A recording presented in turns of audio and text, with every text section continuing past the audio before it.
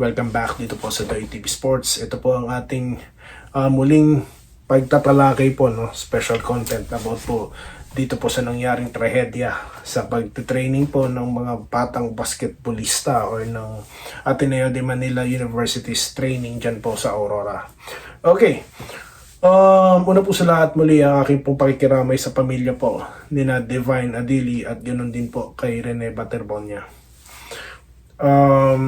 Ito pong ating pagtatalakay muli dahil kasama po tayo sa naghahanap po talaga ng sagot, no? Dahil lahat po tayo, this is a nationwide issue already, no?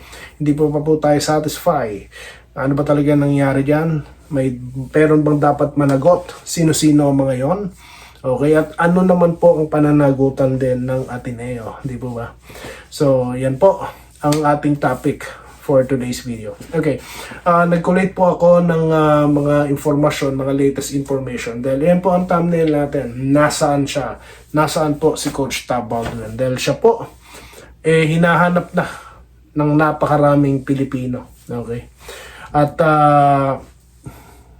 yung interview po ni ng head po ng PSC, Philippine Sports Commission, na si Mr. Pato.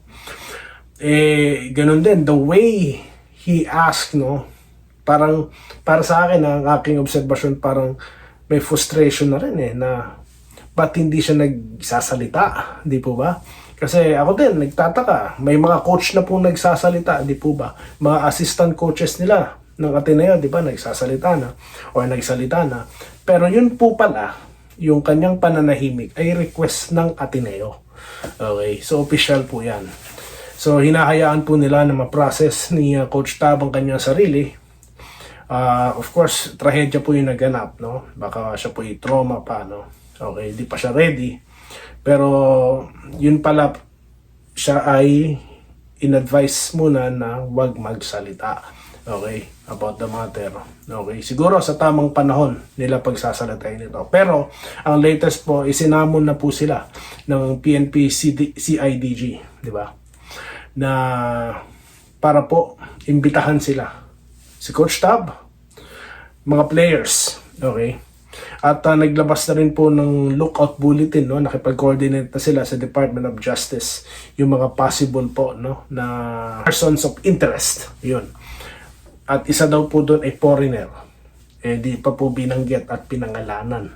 Okay. Pero sa kabilang dako naman po, ni-request naman po, di ba, through the lawyers of Rene or ng pamilya po ni Rene, yung pong lookout bulletin naman para po dito kay Coach Tab Baldwin. Kasi po, alam naman natin na he is a foreign coach from New Zealand, di ba ba? Okay. So, yun na nga, marami po naghahanap sa kanya kasi tayong lahat naghahanap po ng kasagutan no? Kasi syempre ikaw ang leader dyan, ikaw ang nag-facilitate or ikaw ang isinusunod lahat ng mga manlalaro kung anong training yan diba? Gusto lang naman namin talagang malaman, is it a military training like what the former players has been described or just a team building? Dahil yan po ang lumalabas yan daw pong naganap dyan sa Aurora team building. Okay. At yun na nga po, lumabas na rin po yung mga drone footages, di po ba? At yung interview po dito sa, I believe, she is the leader, team leader ng rescue team. Okay, kinapanayan po siya ng ABS-CBN at yun nga, nabanggit nila na ang alam nila, isa lang ang i-rescue. Nagulat sila, dalawa pala. Parang ganon, no? So, pang ilang araw na po ba to? Pangatlo. Kaya po tayo naghahanap na ng kasagutan dahil natakpan na po ang mga issue di ba? Yung mga malalaking issue, yung mga balita nito pong na ito kasi ang mga biktima po hindi basta-basta sila po mga promising players like Rene, which is kapanalo ng MVP sa balarong pambansa at talaga pong may potential. Kaya po ang tanong dito, ano kaya ang pananagutan ng Ateneo? Meron ba silang pananagutan? Kasi, di ba, sila po, ang eskwelahan, nag-recruit dito kay Rene at kay Divine.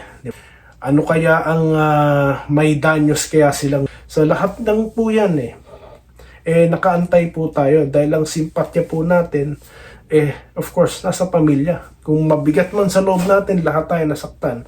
Ganun din po sa pamilya, di ba? Kaya yun po ang ating inaabangan dito. Where is Coach Tab? Ang kasiguruhan po niyan, of course, nasa bansa pa po siya. We want him to talk para naman po malinawan na ang lahat. Yun lang naman siguro kung lumabas po siya at nagsalita siya, siguro hindi po ganito na kainit ang issue Baka kahit papano po naibsan di po ba? Tuloy po naglalabas sa statement natin pero nakukulangan pa po tayo di ba? So we want to hear from the coach and from the players as well. Yun lang, nothing but the truth lang. At of course yung investigation. So sabi nga po ni Senator Robin, magkakaroon din daw po ng hearing ang Senado. So sa tingin ko maganda rin po yan kasi nga po maiimbitahan ulit sila at public po ang hearing, di ba? Mapapanood ng lahat. So at least kung dadaluman po yung mga coach at players, marinig po natin. Okay? Ayan po lahat ay aantayin natin. So yun lang po muna ang aking masasabi sa ngayon ng aking mga napag-alaman at alam ko dyan sa Pilipinas marami na po nagko-cover nito. At ano po ang sa tingin nyo? Let me know your thoughts about it guys. Comment na po kayo. At yun po, maraming salamat po. Ito po si Doy TV na nakaantabay po sa development ng issue ito. Salamat po.